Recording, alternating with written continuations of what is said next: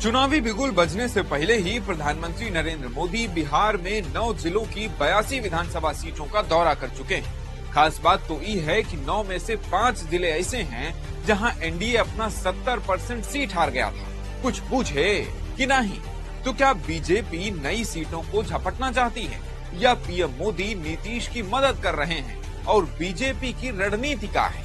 चलिए जानते हैं भास्कर एक्सप्लेनर बूझे कि नहीं।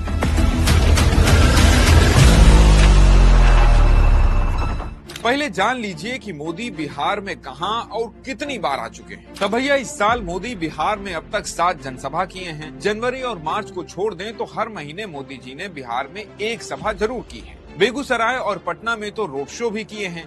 पीएम ने पूर्णिया, गया जी, मोतिहारी समेत 9 जिलों का दौरा किया है। इन 9 जिलों में कुल 82 विधानसभा सीटें हैं। 2020 के चुनाव में इनमें से 40 सीटों पर एनडीए जीती थी, यानी स्ट्राइक रेट था सिर्फ 48%। मतलब ये कि आधी से ज्यादा सीटें एनडीए हार गई थी।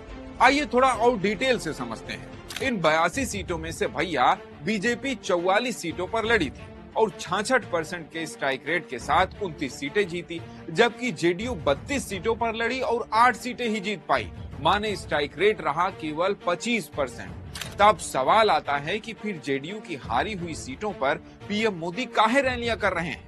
देखिए गुरु, पीएम मोदी ने जिन 9 जिलों में दौरा किया है वहां 15 सीटें बीजेपी हारी थी, जबकि जेडीयू 24 सीटें हारी थी। मतलब ये है भैया कि मोदी जी जेडीयू की हारी हुई सीटों पर भी ज्यादा जोर लगा रहे हैं, जबकि इन इलाकों में नीतीश कुमार का वोट बैंक कोयरी, कुर्मी और ईबीसी निर्णायक भूमिका में है।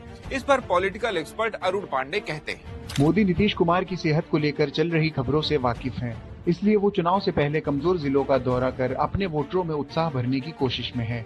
बीजेपी जानती है जेडीयू में नीतीश के बाद कोई दमदार नेता नहीं है जो अपने बलबूते ईबीसी वोटरों को साध सके। वहीं नीतीश के बाद ईबीसी वोटर बीजेपी के पक्ष में जा सकते हैं, क्योंकि नीतीश लंबे समय से बीजेपी के पार्टनर रहे हैं और ईबीसी वोटर भी बीजेपी को वोट करने में कंफर्टेबल है। अब जरा आखिर में जिलेवार सभी 82 सीटों का राजनीतिक गुणागणित भी जान लीजिए। पहला जिला है भागलपुर।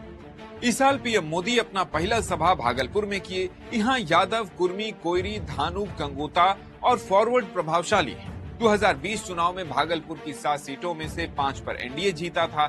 2015 में जेडीयू से अलग लड़ने पर बीजेपी का यहाँ खाता भी नहीं खुला, यानी यहाँ बीजेपी को नीतीश का साथ जरूरी है।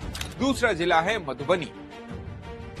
पहलगाम हमले के तीसरा दिन यानी 24 अप्रैल को मोदी